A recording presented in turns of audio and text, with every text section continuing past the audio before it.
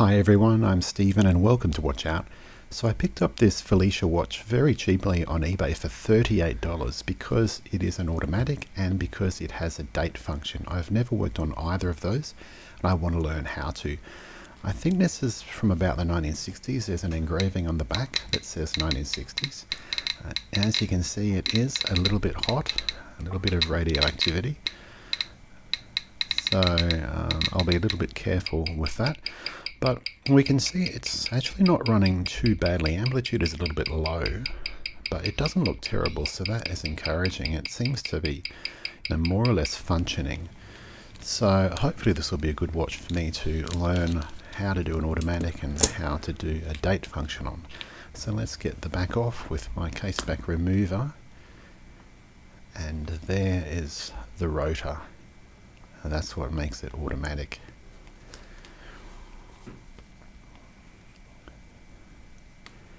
So there's this funny little release mechanism, very handy little diagram there that tells me how to release it. So that was helpful because otherwise I might not have worked that out. So we just take this off. And yeah, you can see that like cog on the back there. As that rotates, that's actually what winds the watch. So there's the movement. The movement itself looks a little bit older than what I thought it might be. It's not exactly what I was expecting in terms of the automatic works, but it's 692, Felsa 692.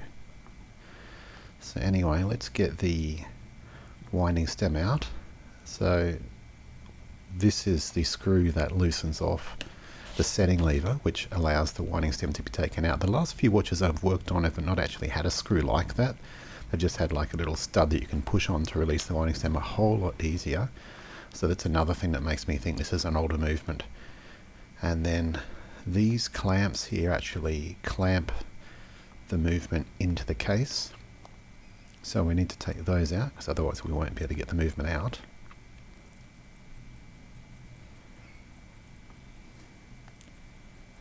Two clamps, take the second clamp out.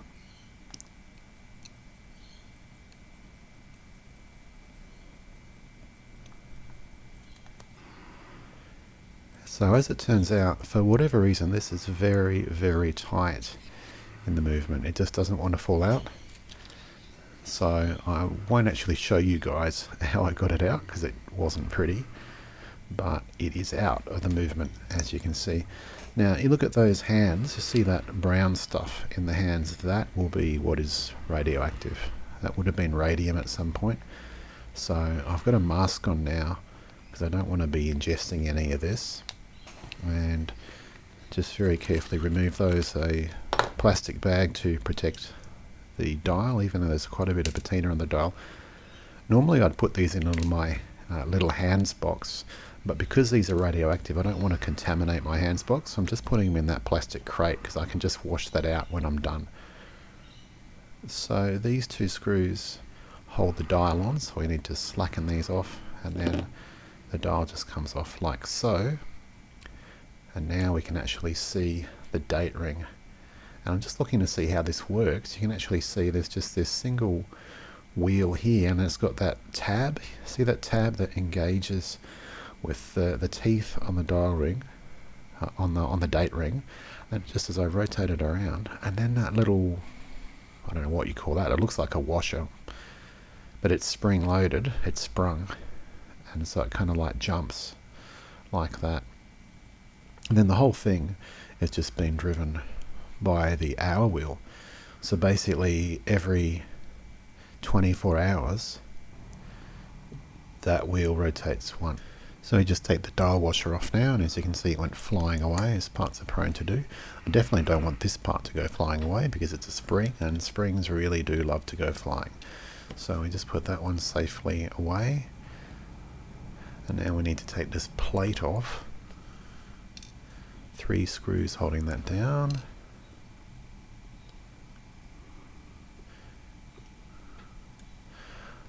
I'm taking careful notice of this because this is all new to me.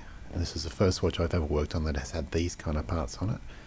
So I'm just noting very carefully where they all come from and I place them on my parts tray together. Just pick this up with a bit of Rotor, then of course it goes and falls into the movement, but there we are. Put that down safely there, put that guy away. And okay, so that's the ring, and it looks like it just sits in that kind of track that you can see there. Just rotates around the whole movement. And we take this wheel off, which is what drives it.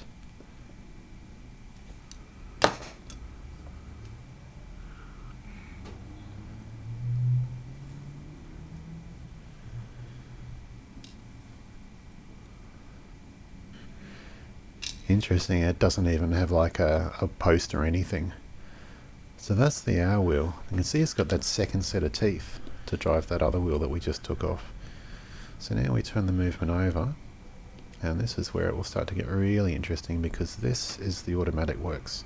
This is a part that I've never seen or never worked on in my life. I have watched a few videos, of course, and I must confess this looks very, very different to the movements that I've watched in videos.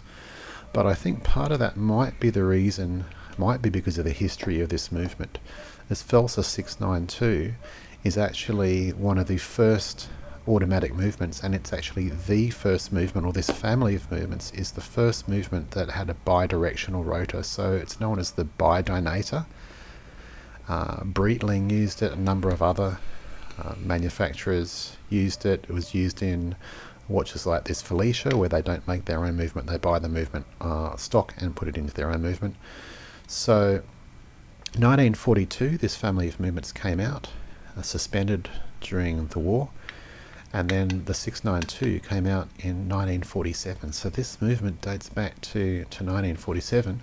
As I said, the engraving on the back of this watch is 1960s, so looks like it had a long production run. I really couldn't find that much information about it online, but this is the reason I think why, especially the automatic movement looks quite a bit different. The watch in general looks quite a bit older than 1960s, although it has got shock protection in the balance, which is something that you generally see in watches from the 1960s, but oh, that doesn't look good. Rust. Yeah, that's not good at all. And also you might see some rust there. See it on the winding stem as well. So it looks like water's got in the winding stem. As I said, the watch seems to be working. But yeah, you can also see on top of the barrel, see some rust there as well. But yeah, we can see it's very interesting. Oops. Automatic parts going flying away. That spring went flying. Just not good.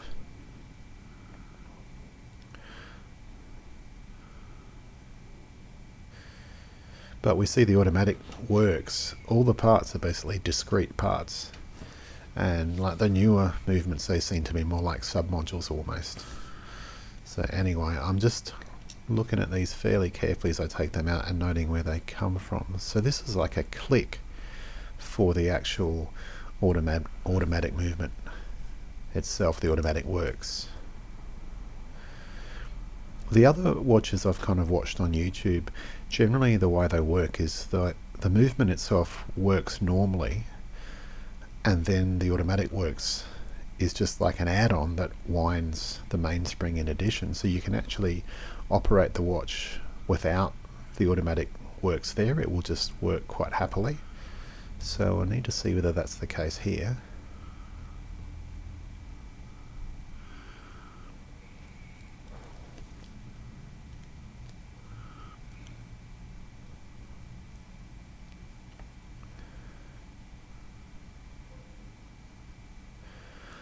I'm not totally sure exactly how this all works, which is why I'm being a bit careful as to just where things come from to make sure I can get it back together. But that wheel is attached to the mainspring, so I'd say that's pretty critical, because obviously what we want to do is wind the mainspring. Now that's interesting. See, it's not holding a wind anymore. So I mentioned that there was that click movement that we saw in the automatic works. That was what was allowing the watch to wind. Now that we've taken that out, I can't wind the watch anymore, so that's a bit strange. Usually you can wind it without the automatic works there. Anyway, we will press on. We'll get the balance out. See how it's got those studs around the outside of the balance? That, again, that's something that's indicative of an older movement. That's actually to balance the balance, if you will, to make sure that it is properly balanced. More modern movements tend not to have that because they do the balancing in a different way. But there's that shock mount, which is more indicative of later movements. So some nice features in this thing. Okay, this little bridge here is holding on the pallet fork.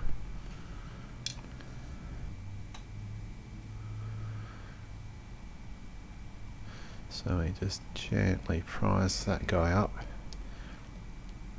Being very careful because the actual pivot on the pallet fork itself is quite fragile, and if I snap it off, then it basically means I'd need to get a new pallet fork, which means finding one on eBay. And I don't want to pour a huge amount of money into this movement because it's an exercise movement.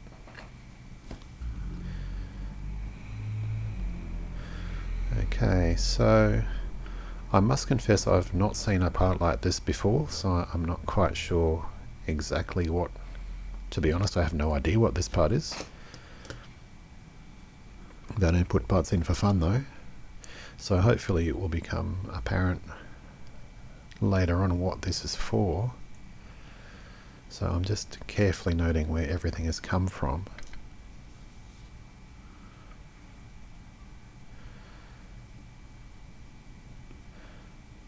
And just noting there's rust on the end of it.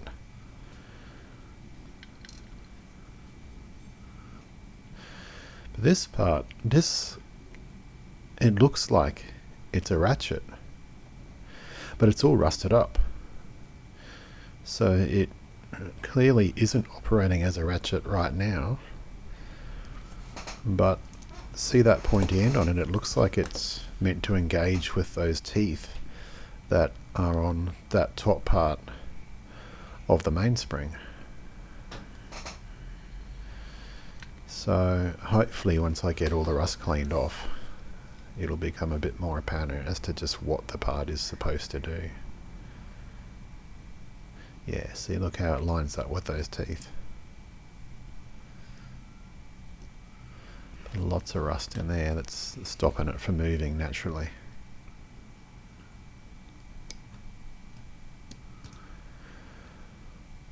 So obviously I'll have to deal with that rust, but we'll just put this aside for now and we'll carry on with our disassembly.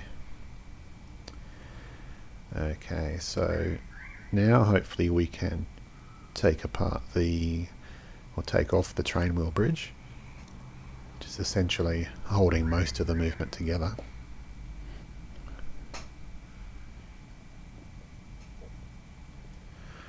And even though this is theoretically a cheaper movement, I do love the way, just the precision, the way that everything is put together. It's just really, really nice. It does make it easier to work on. Now I do notice a difference compared to that last Seiko that I worked on. I know it's, comparing apples to oranges, they're two completely different movements from completely different times, but I really do notice the difference.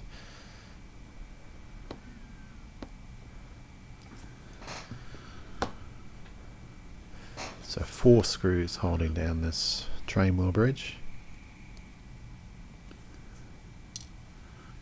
And now with those out, it should just gently lift up. The key is to always be gentle, because sometimes things won't be quite right, and if it doesn't feel right, it probably isn't right. So you've got to be gentle, gently ease things up.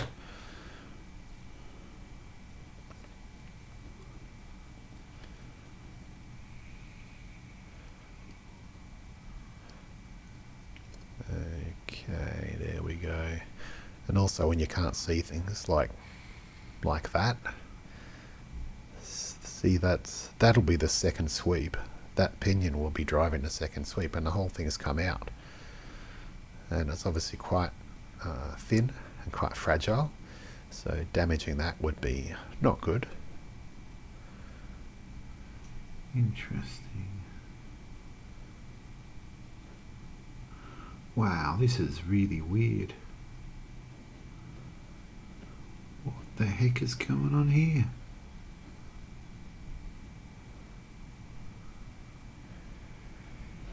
What is going on? Alright. Yeah, I have never seen anything like that before. Center second sweep is unusual for a watch of this age. That's quite pioneering. Cog on the bottom there. See, that must have been the crown wheel, because normally the crown wheel would be on this side, just near the crown. And also, where's the ratchet wheel? Normally there'd be a separate ratchet wheel. And what on earth is this? This wheel is one wheel, but there's actually 3 wheels there. And this arrangement has got something to do with driving the center seconds. This is how they've done the center second sweep. So the lower wheel is independent. The lower wheel can move independently.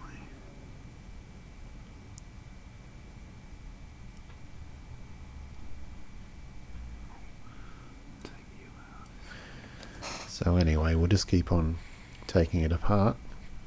That's the escape wheel.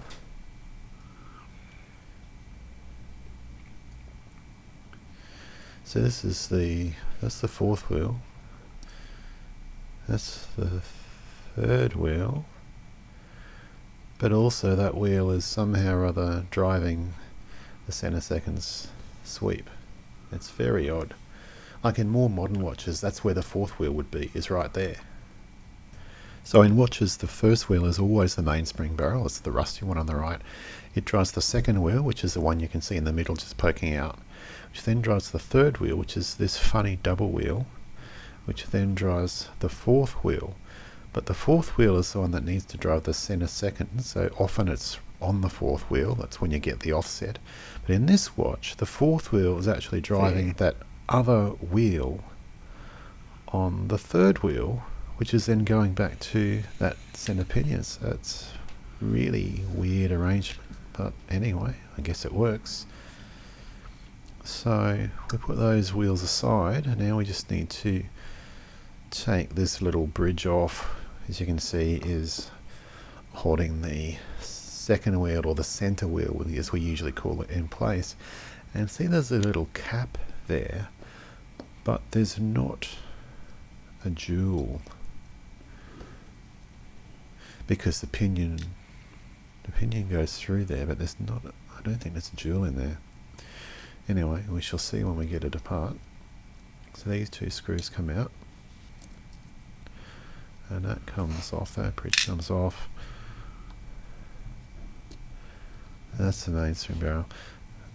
Now, I've never seen a mainspring barrel like this either.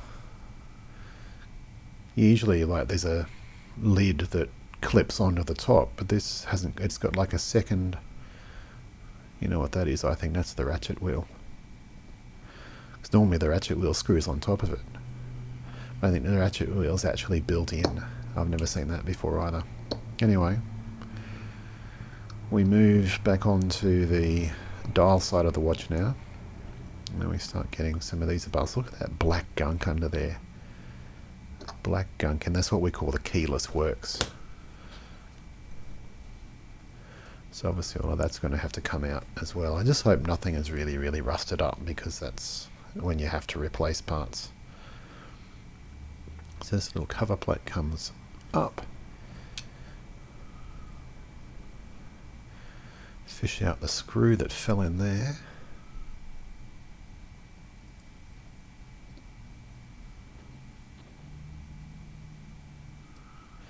So the keyless works is what allows us to switch between winding mode and setting the time mode.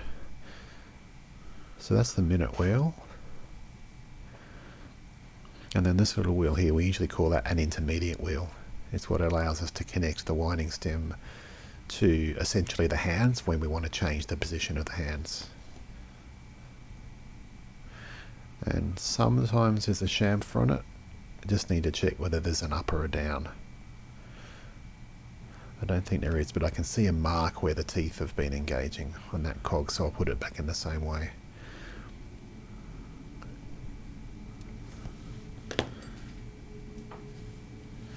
Okay, so continuing on now with the keyless works.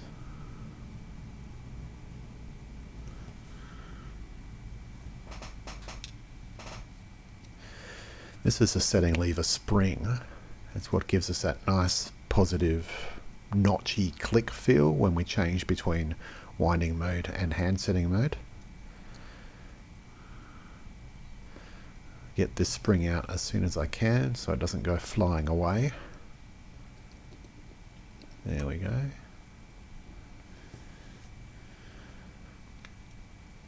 I'm grouping these parts by function as I take the watch apart. It'll make it easier for me to put them back together in the right place if I group them by function. So this is the yoke. This is basically a lever that slides back and forth to change between hand setting and winding mode. And now we need to take the cannon pinion off, and we've got this little tool called a cannon pinion remover, and it's the only thing that this tool does, but it does it very, very well. And as soon as we do that, usually the center wheel will just fall out, but no, there it is there, because there's nothing else holding it in once the cannon pinion is off, but you can't get it out until the cannon pinion does come off. Okay, so there we go. Center wheel or second wheel.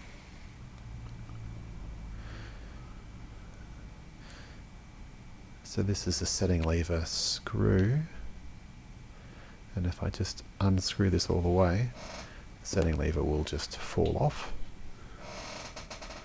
and it'll be down under the table somewhere. There it is.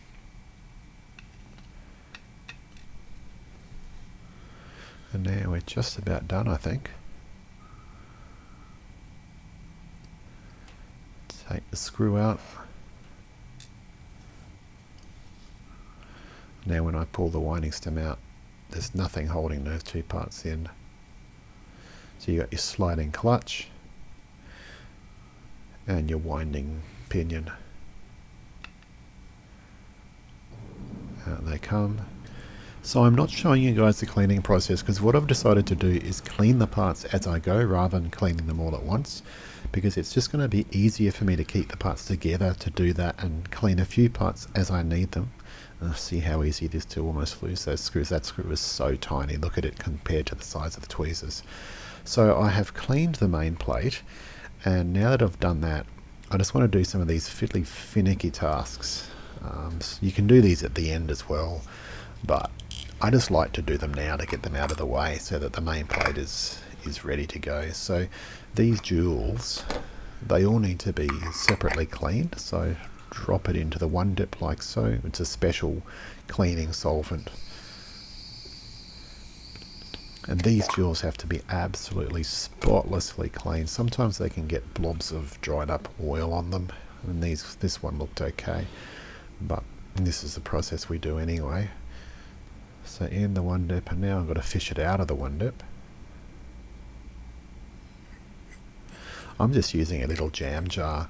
I was using an essence jar, but I found with the essence jar, because the lid is not actually sealed in the essence jar, this stuff evaporates really, really quickly. So I was just losing too much of the one dip, and it's not cheap either. It's about 80 bucks a bottle.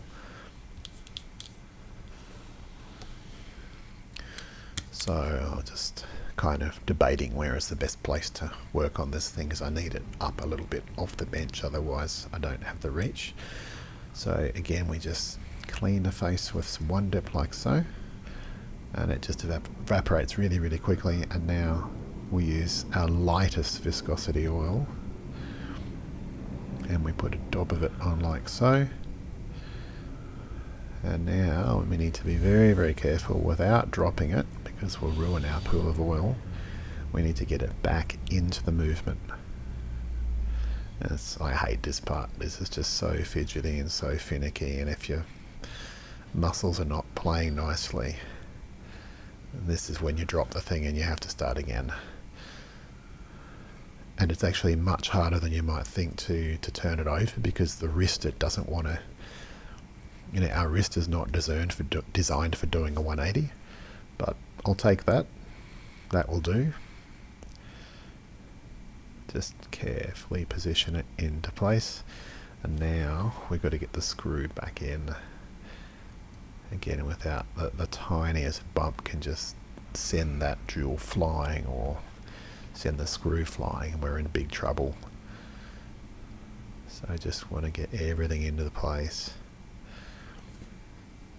And then the other really tricky part is pressing down on the screw, or locating the screwdriver. I mean, look how tiny that is. This is like one of the tiniest screwdrivers that I have. Pressing down, but if you press too hard, the screw will just fall over in the hole.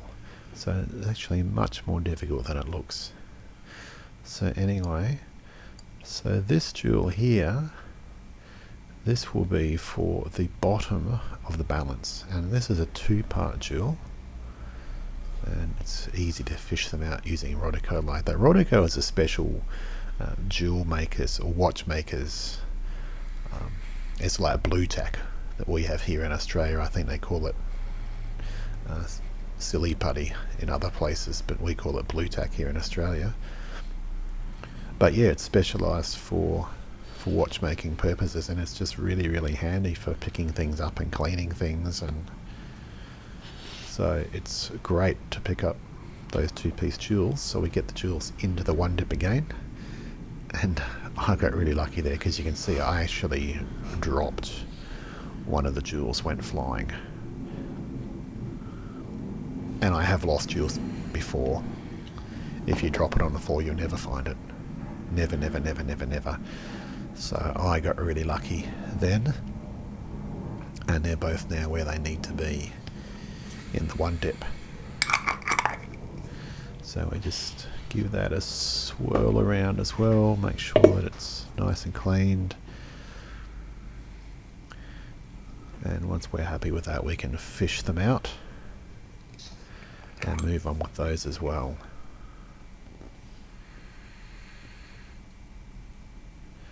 There's the jewel itself. Now this is quite interesting. See that little circle in the middle? It's actually a recess. I've never seen that before. Usually it's just straight dead flat, but it's actually got a little recess in it. So I don't know why that's there, or if it actually means anything, but I just kind of not quite enough oil, I don't think. So just a tiny bit more. We want, yeah, about that much. So now we've got to get this cap onto the jewel. So I've got to roll the cap over like so, and now without dropping it, we've got to get that onto there like so. And I edited attempts 1 and 2 out, so that was my 3rd attempt, but it has taken me more than 3 attempts sometimes. So again, it's very fiddly, very finicky. But once the jewel's together, it will generally stay together unless you drop it. Sometimes if you drop the assembly, it will come apart, but generally the surface tension of the oil will actually keep the part together as a single assembly, which is kind of handy. But now I've got to get it turned over again. As I said, the wrist, it doesn't like to turn things over. Oh, I'll take that. That's one way to do it. As long as it's the right way up, I don't care how it got there. So now I need just to get it in there.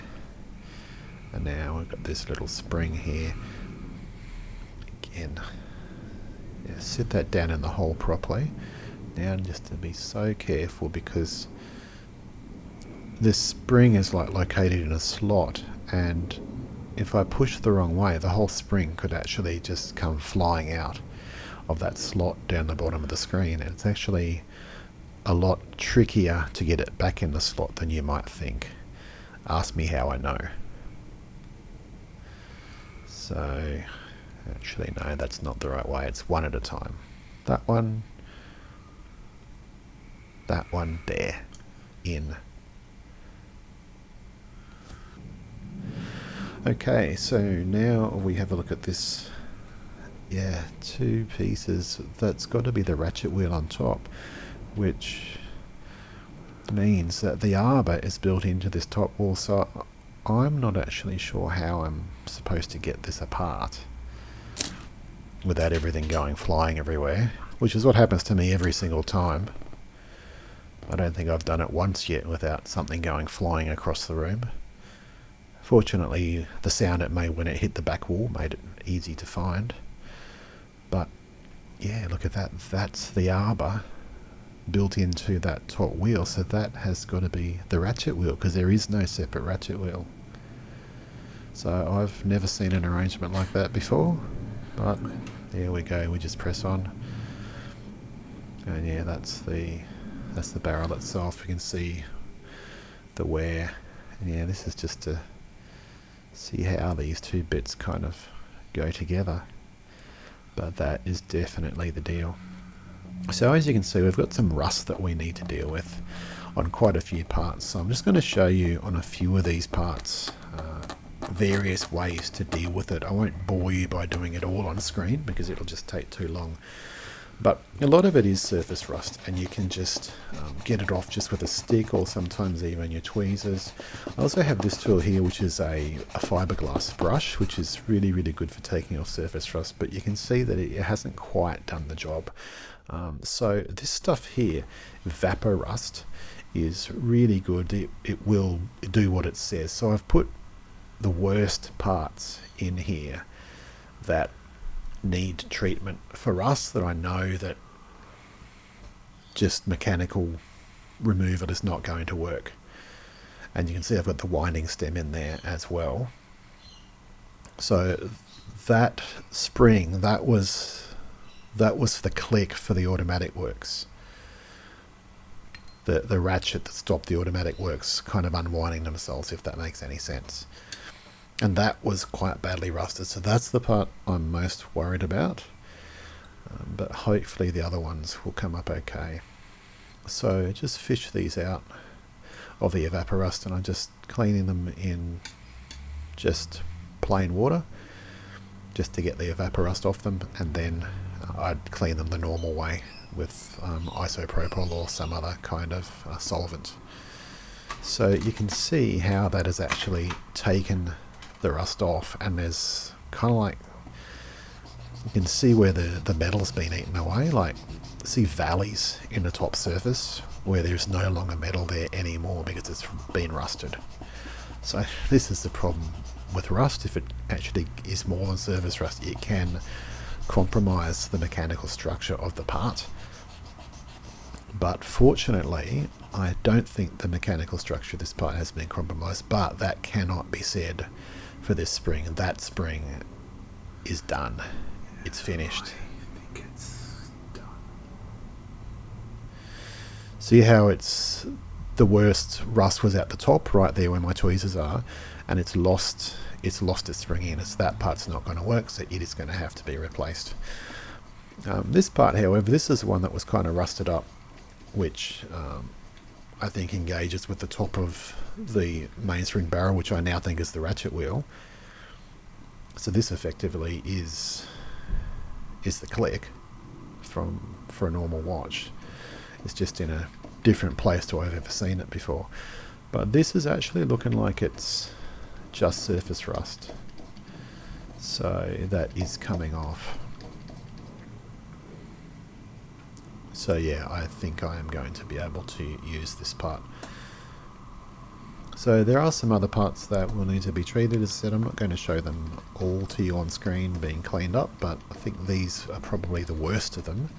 So it gives you an idea as to how I've attacked the worst rust affected parts. Okay, so I'm going to get the mainspring barrel put back together, and as I mentioned, this is an automatic watch, so it has braking grease. Normally there's like a lip on the edge of the barrel that will actually stop the it'll stop the spring from moving on the wall, but you can't have that in an automatic movement because the rotor has to be able to move all the time. So basically when the watch gets wound up, it has to keep on being able to wind, if you know what I mean. So that's what this braking grease does. It allows the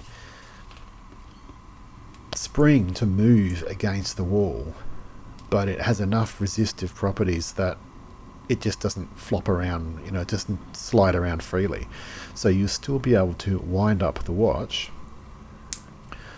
but once it's fully wound, it will just slide around as the rotor keeps on continuing to wind it. So that's why if you manually wind an automatic watch, you can just sit there winding the thing forever if you want to. Whereas with a non-automatic, you will get to the point where it won't wind anymore, and if you physically forced, you'd break something, you'd snap the winding stem or something like that. Now you can also see that I am putting this back in by hand. That is really frowned upon because one, it's very, very fiddly, very, very difficult. I found this very, very difficult to get it actually started, and it's quite easy to, if you damage the spring, if you kink it, that is really bad. Now I have actually done this a few times by necessity, and I must confess I've never actually had any problem in doing so. But the reason why I'm doing this is because when I looked at my Mainspring winding set, they're set up to wind in the opposite direction. So this spring is wound in the opposite direction to what my winders are set up, so I can't actually use them. I can't hook on to the hook on the end of the spring because the hook is the other way on my winder, so I can't engage the spring onto the winder. So short of actually buying some more winders, this is the only option that I have for getting this into the barrel. So as you can see, it requires a lot of patience and care, but hopefully once this is done, it will be done, and I won't have to worry about it again.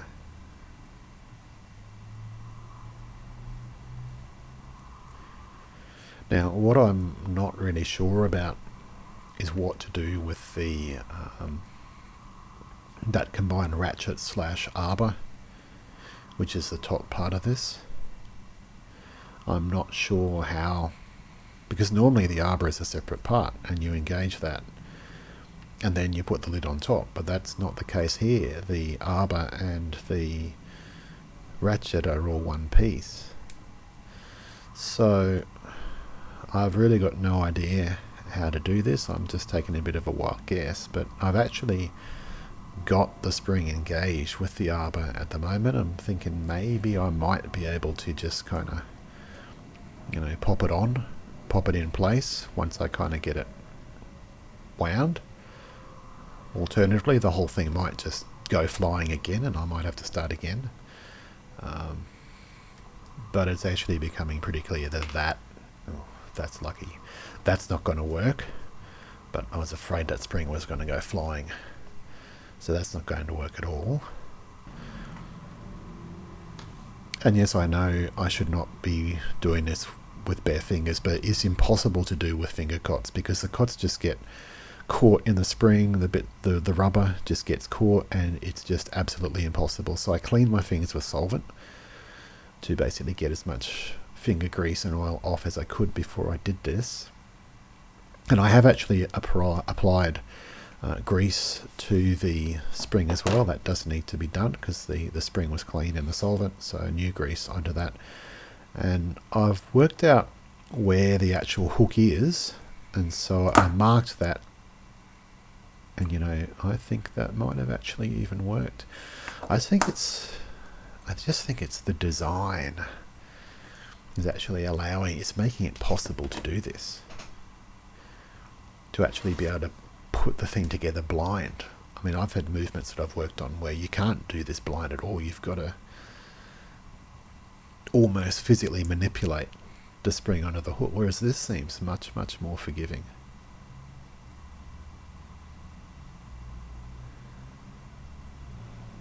So have I got it engaged? Yes, I think I have. it needs to be engaged with the hook. If I wind it, it will want to unwind. Yeah, like that. Okay, so back to the main plate. We need now to get the setting lever reattached to the setting lever screw, and this is, you know, it's no mistake that they changed the design in more modern watches to not need this anymore, because this is so fiddly, and there's about half an hour of footage before this that you guys didn't see of me trying to get this on, and it's because it's underneath this lip just made it so tricky. If there was no lip there, you know, I thought it'd just be a case of grabbing hold of it and being able to do it, but the lip made it really difficult, and so I had to use the Rotor to hold it in place. And the problem with using the Rotor is that you get bits of Rotor wrapped around the screw, so then I've got to make sure that I got all the Rotor out of there and not have bits of Rotor stuck in the movement, because I don't want that. But that's what's supposed to happen. That's what's going to engage with our winding stem when we put that in. Okay. So this is the crown wheel. I didn't actually really notice it, to be honest, until later on when I was doing the cleaning process, because it's underneath. I've never seen this before. It's underneath the train wheel bridge, attached to the underside of the train wheel bridge. But you can see that scallop to the right hand side, which is where the winding stem would engage with it. So we just need to make sure that we've got some good lubrication in there. We use the medium viscosity oil for here. Generally the principle is if it rotates, it needs oil. If it slides, it needs grease. If it rotates quickly, it needs the lightest viscosity oil. So that's generally the fourth wheel and the escape wheel. They get the lightest viscosity oil. Anything else gets the medium viscosity oil. So that's the purple coloured oil is the medium viscosity oil.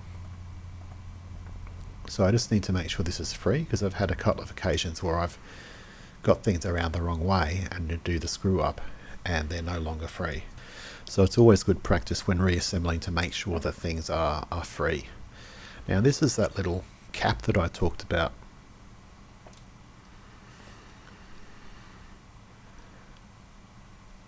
And yeah, there's no jewel under there, but I'm guessing if it's there, it's probably good practice that it comes apart like so. So now when I put the center,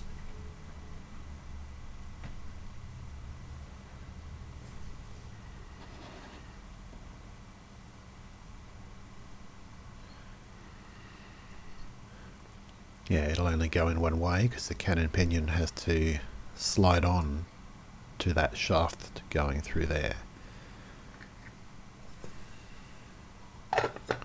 I just want to check how this engages. This is why I like to put parts together into light submodules as soon as I can.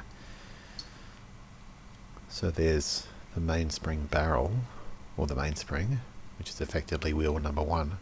Just check how this all sits and make sure it engages. So yeah, now put this bridge over the top.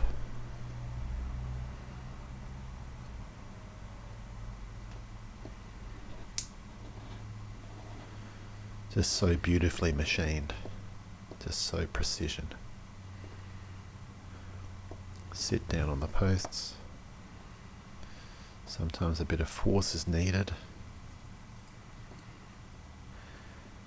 Yeah, make sure they're engaged. So let's put these screws back in. Screws are good because they stop things falling apart. I like to get screws in, at least partially in, because it means things just won't fall apart when I don't want them to.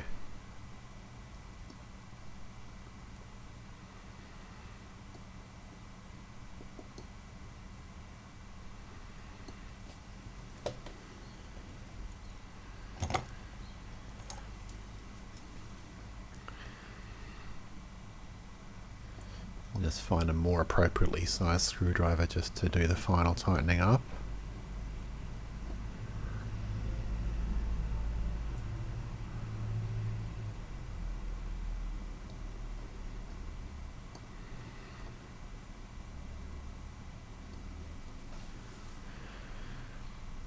Okay, so even though there's no jewel there, in my mind there has to be lubrication, because whenever you have rotating parts moving against one another, there has to be lubrication. You can get lubrication charts for many movements, but I generally just work on rule of thumb. I think for a $38 movement that's perfectly acceptable. And then this cap goes over the top.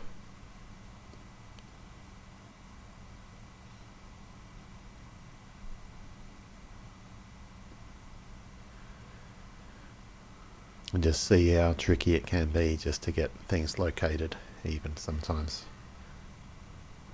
And then, yeah, again, look at the size of that screw compared to those tweezers. They're small tweezers, I tell you. And that's a small screwdriver.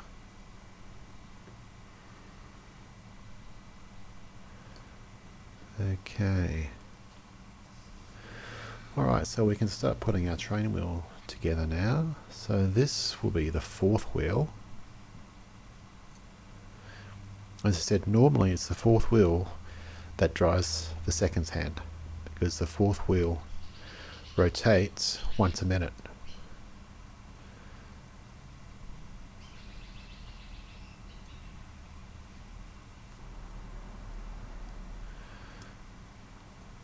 But yeah, you can see how the fourth wheel, it's actually driving that independent wheel. That top one that you're looking at is independent. It's driving that one. And then the one underneath it is the third wheel. And this is where it all will start to make sense, I think. So this is the pinion for the center second sweep.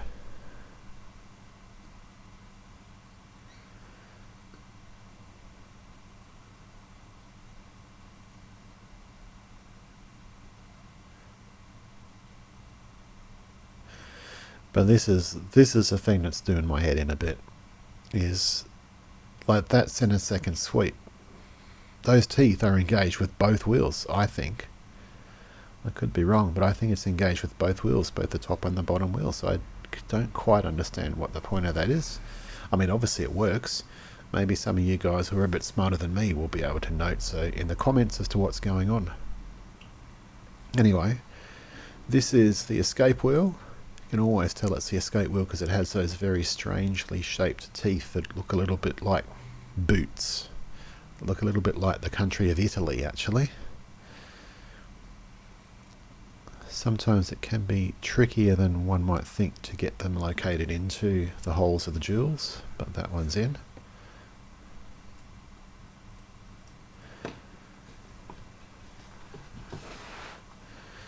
So now, with everything in, all the train wheel parts in, we can put the train wheel bridge on.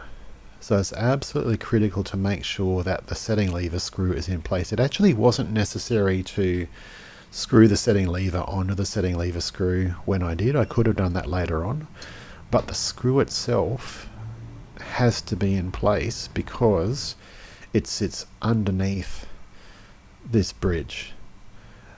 And you won't be able to get the screw in, and you do what everyone's done. I've done it.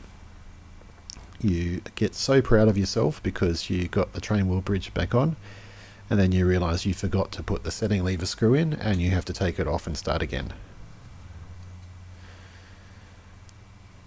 So if one is very careful here and has everything perfectly lined up, you can actually just drop the bridge on and all the pivots will go into their relative holes. But that is not as easy as it sounds, and sometimes I find that it's easier just to physically manipulate using the finest number 4 tweezers, physically carefully manipulate the pivots with a little bit of downwards force, and they will just pop into their holes when they're in the right location.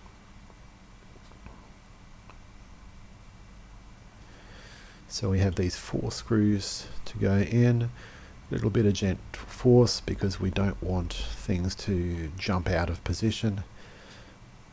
This is really quite important because if a pinion were to jump out of position whilst one was screwing the train wheel bridge down, you could actually snap off the pinion, which would then mean that you need to replace that wheel, which means you need to be able to find one.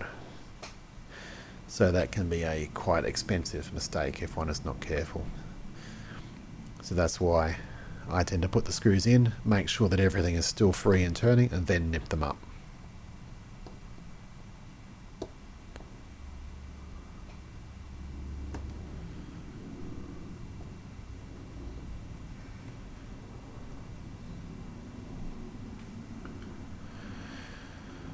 Now what I like to do is I just like to oil the train wheel. Some people do this at the end, but I like to do it now.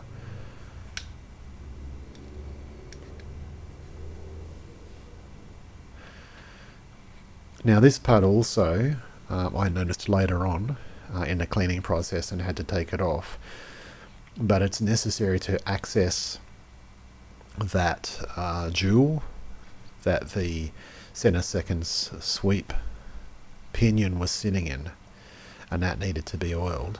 So once that was oiled, I can then put this on, and these screws are just insanely small. So just being very, very careful here. And one of them actually did go flying. And I think I was very lucky to find that. But there it is. I found it on the bench somewhere. It's another reason why I like to get screws in sooner rather than later. If they're in the movement, they can't be lost. Okay. It's good practice when screwing anything together that when you put the first screw in, you don't do the first screw up tight. You just do it up so it's in place, but you get all of the screws in and then you tighten them up.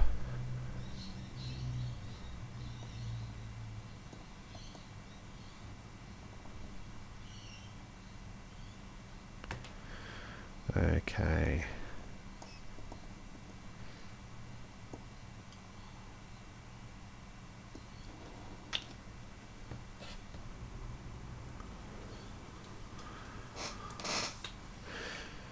Throw it away.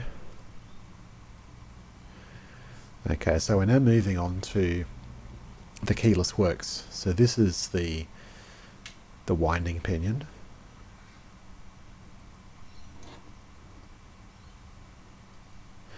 Which the winding stem will engage with, and this actually, yeah, you can just see, if you look carefully, you can see the crown wheel. So this connects the winding stem to the crown wheel, and the crown wheel is what will wind the watch.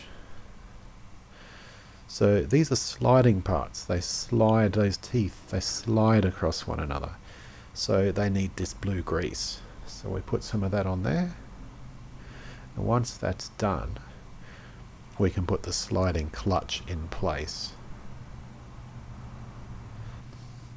We don't drown parts in lubrication. It's actually really bad because it will attract contaminants. It can actually slow the movement down if you have too much lubrication. So we're quite cautious about how much we put on. So I'm not trying to put it on all the faces, just opposite faces will do. And then in there, because that's where the yoke is going to engage. Sorry, no, that's where the setting lever is going to engage, in that little slot, that round slot. So now we can just put the winding stem in place, keep jiggling it until it goes in. Sometimes it can be a little bit recalcitrant, but there we go. There's a hole in the actual movement itself that the tip has got to go into. Alright, so now that that's in, I just need to tighten up the setting lever screw a little bit more, because otherwise it'll just all fall out. And yeah, I've got to get it engaged into that slot. See that slot that it's rotating in, and when I pull it out, the little nib in the lever is in the slot, so that's what's changing the position of the setting lever. Okay, so carrying on with the keyless works, this is the yoke, and it's going to sit in another little rotating slot, which is actually in the sliding clutch.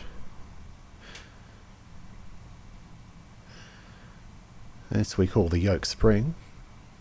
And the yoke spring, what it does is it forces the yoke to the outside of the movement. It kind of gives us a default position, if you will. So being very careful, because I don't want this to go flying across the room. Could be difficult to find if it does.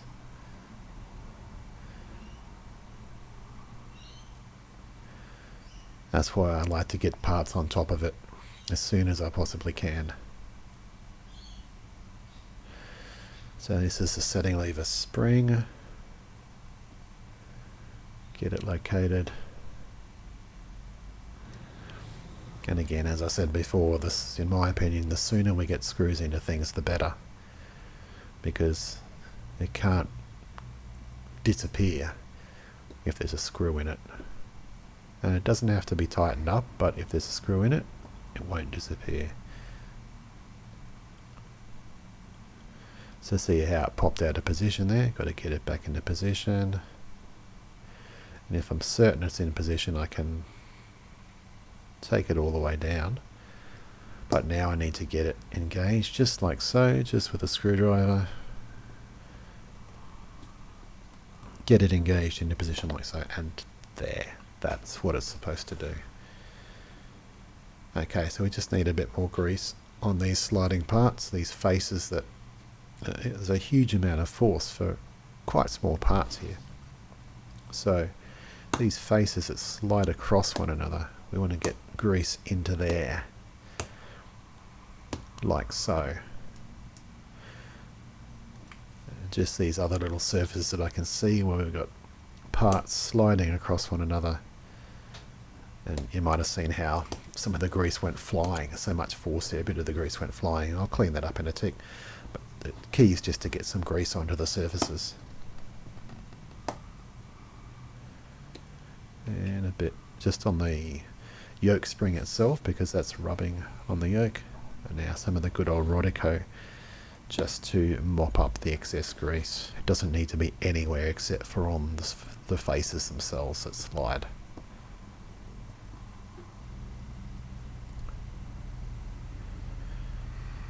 Okay, so now this is that part that was kind of all rusted up and not able to function. So we're going to find out whether this does what I suspect it does.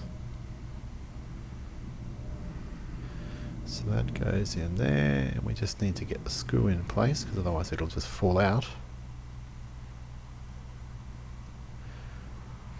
Quite distinctive looking screws, so because I kept the parts grouped together by function, and the screws are quite distinctive from one another, I can generally work out what screw goes where. Okay, so this should, yeah, so that's free. Even though the screw is done up tightly, that part is able to move. So if we put this guy back where it was, it should hopefully become clear just exactly what is supposed to go on here. Tighten that one up.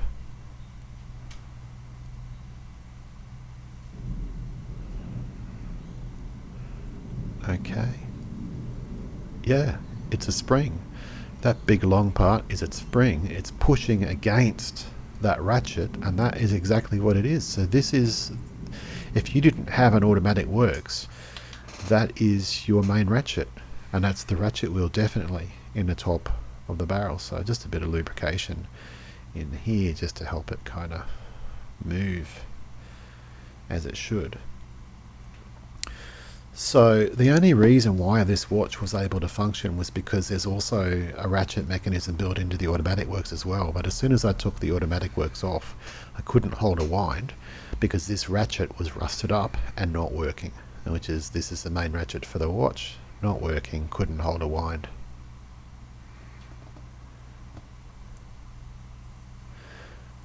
Okay, so you might be able to see the train wheel bridges are spinning around, which they will do at this point. We can't actually wind the watch because there's nothing holding the power in. That won't happen until we put the pallet fork back in. But we'll just continue on with our lubrication for now, so get a bit of lube into the pivots for the mainspring barrel itself. Now that's the fourth wheel, and this is, yeah, that's the fourth wheel, and that is the third wheel.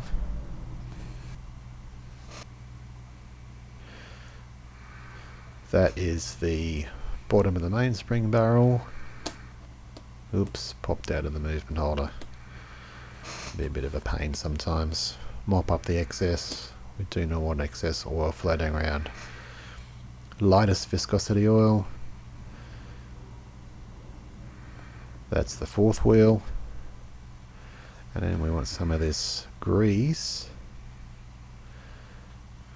to go on here. This is the underside of the center wheel because we're going to put the cannon pinion back in place. The cannon pinion needs to be able to slide relative to the center wheel because that's how we set the time.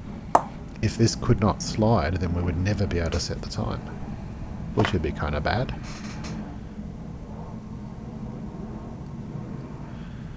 Okay, so that's all free. And this is just a bit of a gut feel because we've got that pinion for the center second sweep coming through there, and I just think it needs some kind of lubrication, so I'm just putting a bit of lubrication in there.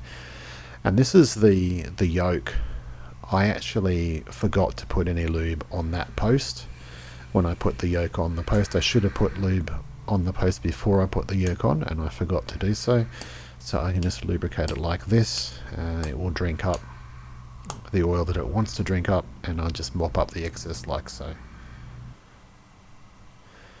Okay, so we've still got a couple of joules that we need to lubricate.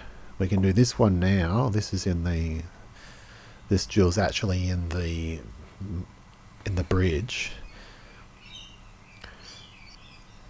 And we just clean it exactly the same way that we clean the other one. So this is for the escape wheel. And swish it around in the one dip. Fish it out of the one dip.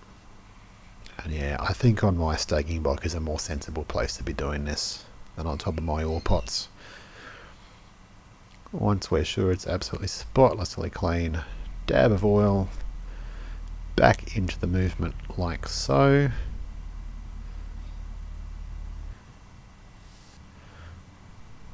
Don't lose the screw, put the screw back into the hole, and very carefully, because it's so small, get it tightened up.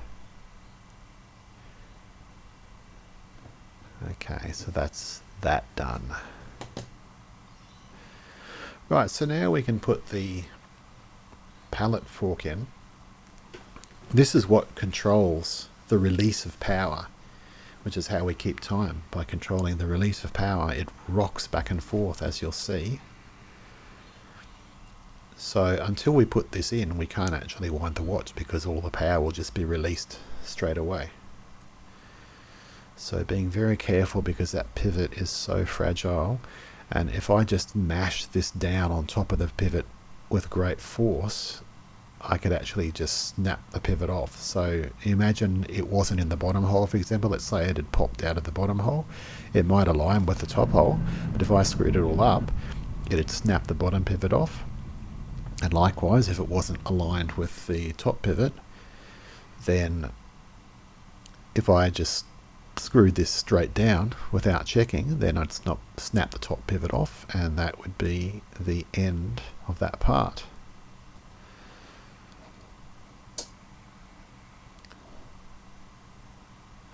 Now that was interesting. The ratchet actually jumped out of place. And it looks like it's working as it's supposed to, but it jumped out of place. I don't know why it did that. But I am winding it. I can feel it getting tighter.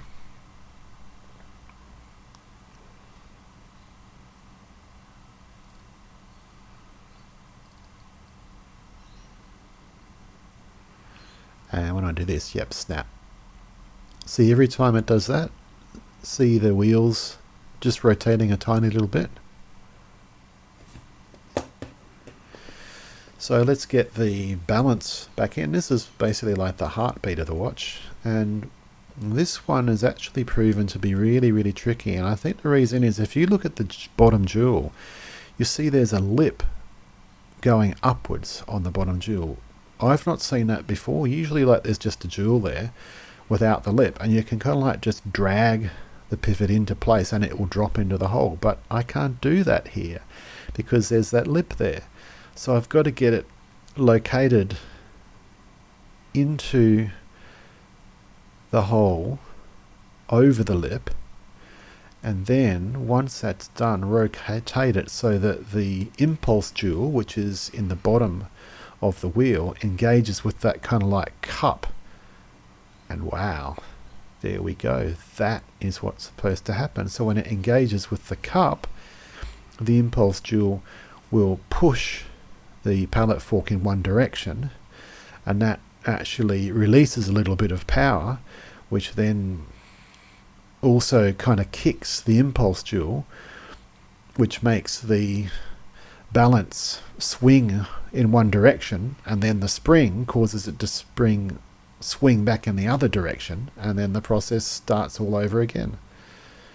Simple, hey? Well, I thought I made it sound simple anyway. I'm sure it's not simple. Now, I'm not sure this is actually the right screw, because I think this screw is too short.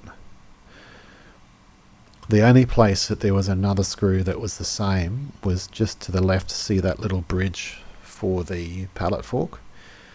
But I'm going to have to take the balance out anyway, because I've got to lubricate the stones. And I'm going to do that off camera because it really is quite tricky to capture. So let's get this. This is the last jewel that needs to be lubricated, or needs to be cleaned and lubricated. Top side cap jewel, we already did the bottom one, you might remember. For the balance, is 2-part jewel. So again, we do the same thing. And we put it into the one dip. Usually the jewel falls apart in the one dip, so we pull the two pieces out and make sure that both are clean, and then this dab of oil, and again there's that little recessed ring in the jewel itself that I've never ever seen that before. So very, very carefully get the two pieces back together into one piece, and the surface tension of the oil will tend to want to keep them together. So now we just get it in there and get this spring back into place.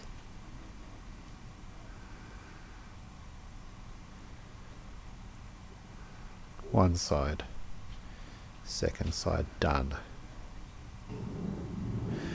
Okay, so I'm just looking at this. This is that wheel for the automatic works that engages with the mainspring. It's a one-way wheel. Look at that. See the little feet thing down the bottom there? It can only move, it can only rotate in one direction. So that's really, really cool. But that is not supposed to be there. So I'm not sure whether that wheel is supposed to come apart into multiple parts, but if I could get it apart, I probably wouldn't be able to get it back together. And the same went actually for that that 3-piece wheel in the train wheel. Theoretically it should come apart for cleaning, but at the very least I'd probably need a staking set to get it back together. I don't have a staking set. So what I actually did is I cleaned it the normal way, But then I put some Lubetta in. So Lubetta is like a lubricant cleaner, and it actually is used for automatic works that have kind of wheel sections that don't come apart. So I bought the Lubetta for this project, but I actually don't need it because, as you can see, the automatic works all comes fully apart, and I was able to clean all these parts separately. But those parts, like that funny wheel that engages with the mainspring, and also that three-piece wheel in the train wheel movement, after I'd cleaned those, I dunked them in some Lubetta and blew off the excess with my little air pump, and I'm hoping that will, I think that should do what's needed. Okay, so this is the ratchet for the automatic works, and this is what was allowing us to actually wind the watch before, because the other ratchet was not working. And I've had to buy on eBay a replacement spring because this one was rusted out. It was gone. So I got a new one on eBay, which took about 3 weeks to turn up. But hopefully, with that in place, the automatic works will work the way that they are meant to. I just think this is just so clever when you think this dates back to 1942. This family of movements. And so we've got this bridge, and again we've got a bunch of pivots there. They're bigger pivots because they're much slower moving parts. But again, it's the same deal for the train wheel. They all need to line up, otherwise this bridge isn't going on. So it's the same principle, just kind of gentle force down on the bridge, one by one. But I can't easily physically manipulate these because I can't reach them all. But just with a bit of persistence and a bit of patience, they will end up where they're meant to be. So that part moves back and forth. That is how it's able to go in reverse, forward and reverse. Okay, so we'll just get the screws into these guys.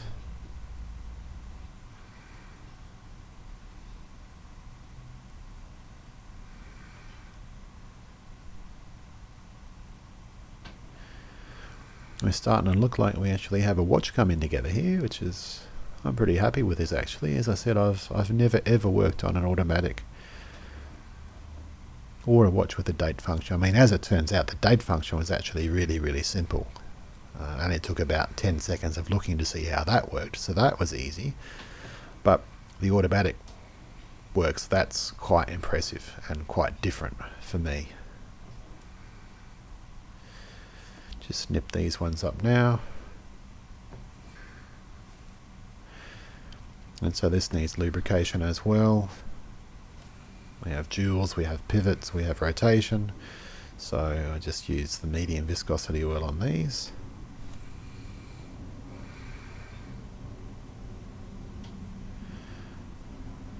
And that part needs to be able to flop back and forth.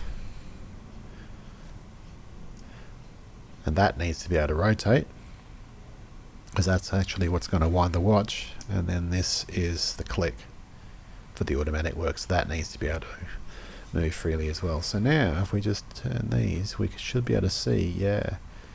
So that lower wheel, that one, that is what winds. Yeah, see the ratchet wheel to the right? The ratchet wheel is winding. So that wheel winds to the ratchet wheel, but that wheel can only move in one direction.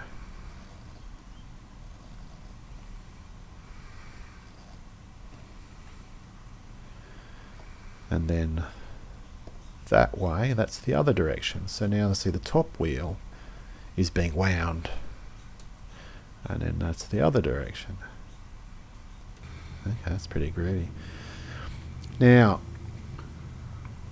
this tube had actually, when I pulled the winding stem out, this tube was actually on the winding stem, which is not right. I don't know when that happened, I don't know how that happened, I don't know whether it was because of rust, or I don't know whether it coming loose is what allowed the water to get in there in the first place.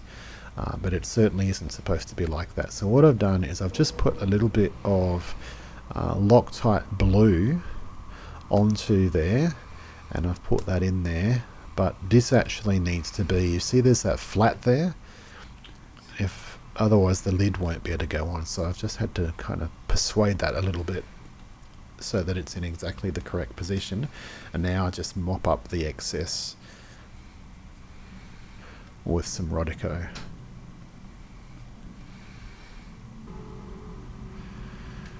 Okay, so now I'm moving on to the motion works. This is what actually displays time on the movement. So this is the intermediate wheel, and I can see like teeth marks on the bottom side, so I've put it back in the same way that it came out. Generally good practice, I think, even if a part looks like it's symmetrical. So this is the minute wheel, and we need to lubricate all of these posts before we put the parts back on them. So a little bit of the medium viscosity oil on this one.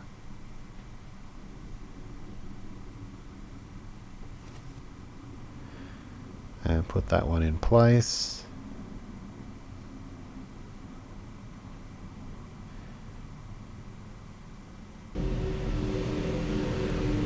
Now we get this cover plate. Goes in there. I think there's a street sweeper outside.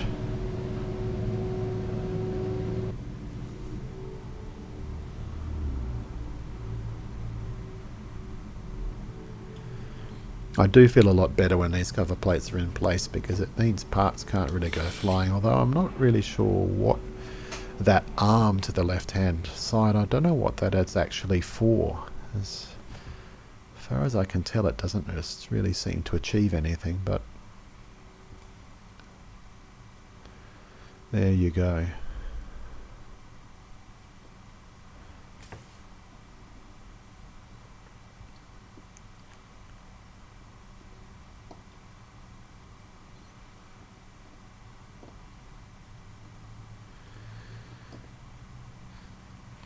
Sometimes it can be quite difficult to get these screws to start. But I'm also thinking it's about time I need to dress my screwdrivers. I actually dressed them before I started this project. We're actually now about a month after I started, believe it or not. No, I don't do this all in one sitting. But yeah, I dressed them before I started, and some of them really need to be dressed again. So if you're thinking of getting into this hobby, if you think you're just going to buy a set of screwdrivers and just use them, I'm afraid it doesn't work like that. So you really do need to use or buy a proper screwdriver stone. There's a special stone, and there's a special Burgeon tool that you get for redressing the screwdrivers, and especially the smaller ones. It really needs to be done.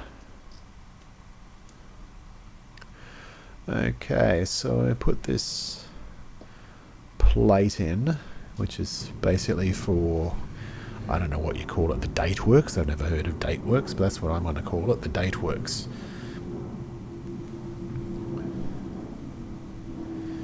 So 3 screws that hold this plate in place. It's a little mark on the plate there. It says Patent USA, which is interesting because this is it's a Swiss movement, so I don't know why it has Patent USA on it, but that's the arrangement for the actual date drive. Now, I am not convinced that these screws are the right screws, because the heads just don't look right. The heads look too small for the chamfer. They kind of look a bit more like cheese heads rather than what you'd expect to go in these holes. And that one's cross-threaded. That's better. I mean, they're definitely the screws that came out of it, but they just don't look like the right screws. So maybe someone's had to watch a part and they lost the screws or something and had to, put in whatever they had kicking around in the workshop, put these ones in. I'm just guessing, but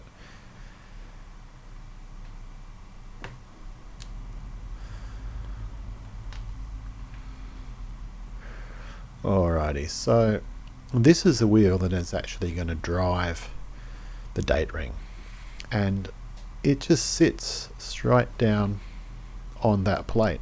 And I keep on saying that whenever you have parts sliding against one another, you need grease.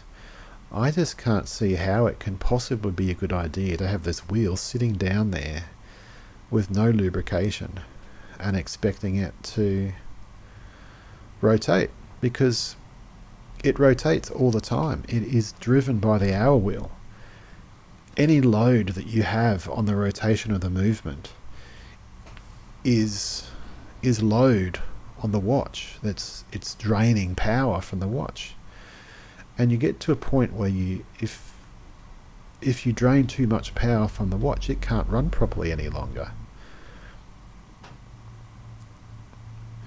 So, I mean, I don't know if that was the right thing to do or not, but I just follow my rules of thumb. What's the point of having rules of thumb if you're not going to follow them? So my rule of thumb is sliding parts need grease, so I put grease.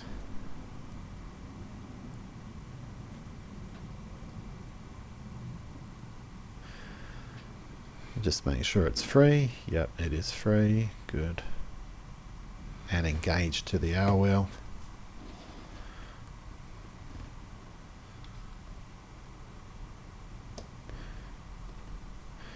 Yep, making sure that it's turning, and it is.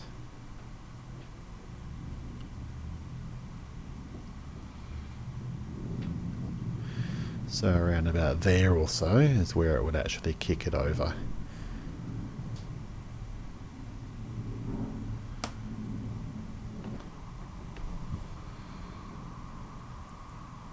Okay, so we just need to get this back in place. This is kind of what makes the date jump in between dates, if you will.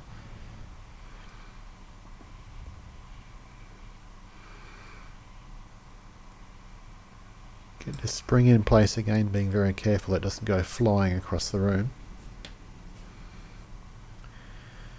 So this is kind of like a track that the date ring sits in, and again the date ring, it's got to rotate, so it will only move, at least it doesn't move all the time, it will only move at midnight, so it is not a constant load on the watch.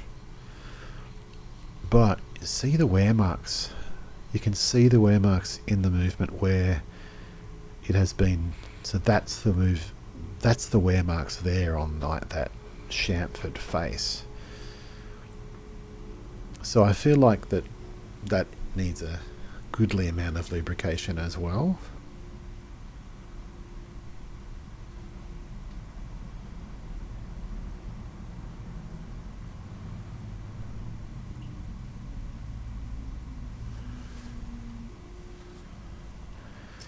Okay, so we get the date ring itself now.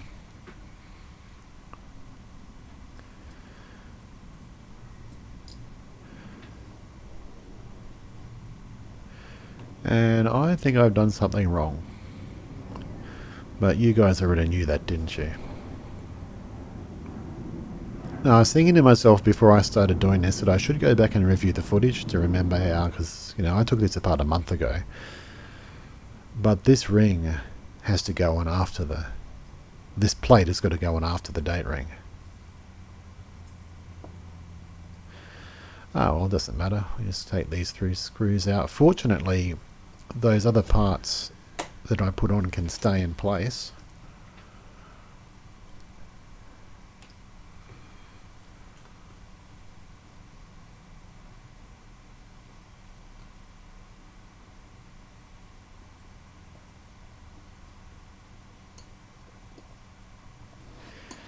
Yeah, the more I look at those screws, the more I'm convinced they're not the right ones. Anyway, just get that plate out of the way.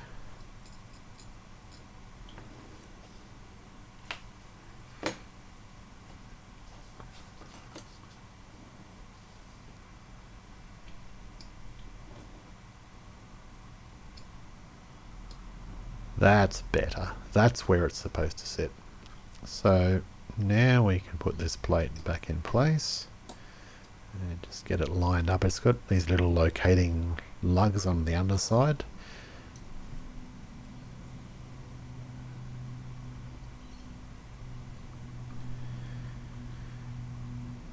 So now we get these screws back in.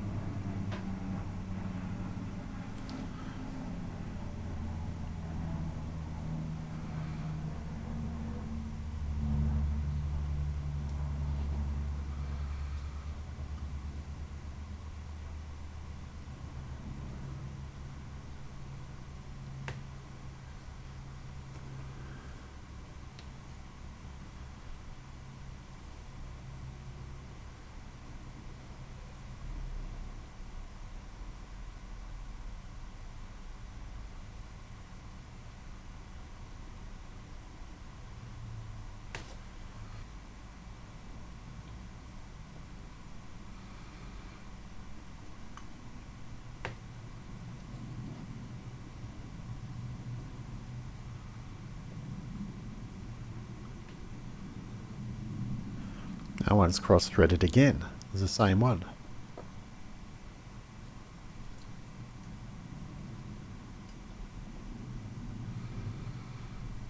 That's why feel is so important, and just not force things to be able to tell when they're not right.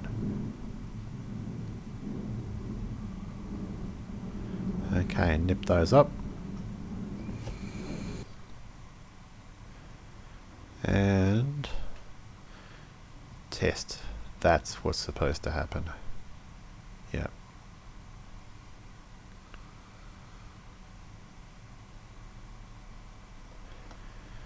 Alright, well we're getting pretty close now. We just got to slacken these dial screws off. I tend to tighten them up as soon as I take the dial off, because I've found on a few occasions where when I've cleaned the movement that they've fallen out. So if I tighten them all up, they're much less likely to do that.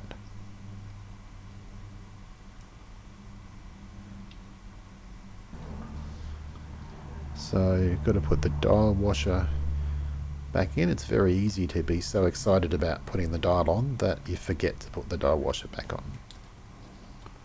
So dial goes on, just a little bit of persuasion until it clicks into place. And now we want to tighten up these dial screws. These are actually pretty small screws, so I tend to need to use my second smallest screwdriver usually.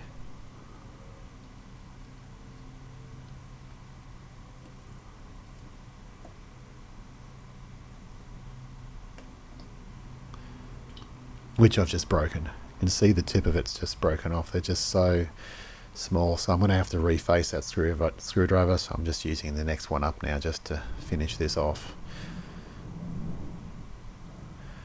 And now with the dial on, we can see, click, there we go. Okay, get the hands on. So we had to set the watch to the point where it just clicked over the date. That would of course be 12 midnight. So we need to set the hands for 12 midnight at the point that the date just clicks over. So I'm being very careful here because these hands, as I said, are radioactive. So I've got my mask on, using the finger cots, and I think that might be the shallow end of the dial pusher, so we'll try the other end because it wasn't going all the way down. It's got to go. That's it. See how it just went down then? That's got to go down. So now the minute hand, it's got to be 12 o'clock as well, or maybe 2 past 12, the amount of time that it's taken me to get this far.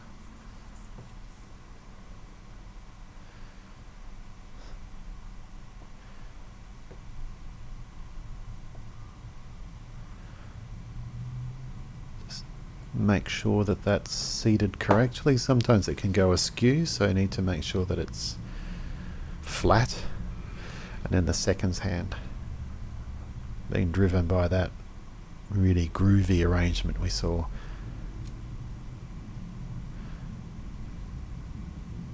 So sometimes you can just do that. You don't actually need to use the pusher on the second hand, because I can see that it's located all the way down, but there's a bit of hair on the end of it. We do not want fibre wrapped around the hand, because that will certainly slow it down. It could even stop the watch. Okay, so we just need to make sure that we've got this right. Now if we want this back, it should go back a day. Yeah, there we go. Now if we go this way, let's see when it clicks over. Bang, there. So that was about 3 minutes to 12 it clicked over. I'll take that. Okay, I was getting really excited about putting this back into the case, and then I remembered I've got to put the rotor on, because it wouldn't be an automatic movement without the rotor. So just get that seated down onto the little position that it's got to go to, that post, which is actually screwed on top of the center second sweep pinion. And then we've got to put this groovy little arrangement back in place and put a dirty great big scratch in the rotor. That's not the way to do it. Oh well. I'll have to think of a better way of doing that for next time. We make sure that this is free, lubricate it. Make sure that it's turning and winding the watch. Mop up the excess with some of the good old Rotico. And now, moment of truth just about, I think, guys, because we can take out the winding stem and get it into the movement, which I haven't showed you because it's really, really tight and took an awful lot of persuasion to get it back into the movement. I actually put some lithium grease around the inside of the movement to see if that would help. I'm not sure that it really did, but it's a really, really tight fit into this movement. So you can see we've got the winding stem back in to the movement, so we just need to do the setting lever screw up tightly, which is going to hold the winding stem in place. Yep, make sure it's operating. Make sure that the hands are able to rotate. Sorry about the reflection from the light back in your face. Hands are turning, that's good.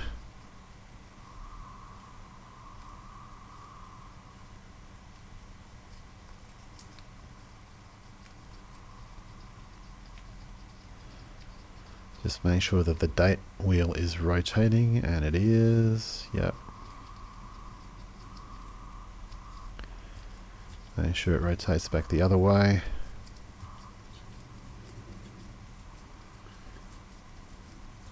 Yep, that's it. Good.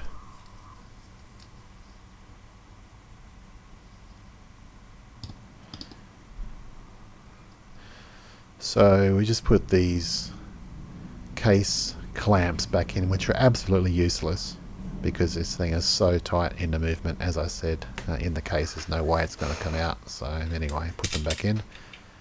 And we can put the case back on now.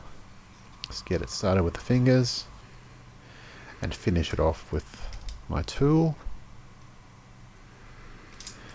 And we actually have this watch back together. Now it does need a new glass and it needs a strap as well. I don't have a strap, but this is what it looks like on the time grapher. Believe it or not, I have not actually regulated it. This is what it looked like just putting it back together, no regulation. I'll take that. I'm not even going to bother with the regulation. 12 seconds a day is not bad at all. The amplitude, it looks great. The beat error is less than a millisecond. I always go for less than a millisecond. So thank you so much for watching this video. I hope you enjoyed it. Please subscribe to my channel. It means so much. Give me a like. I love to read your comments down below on this. Very interesting. Watch my first automatic movement and my first movement with a date. And don't forget to watch out.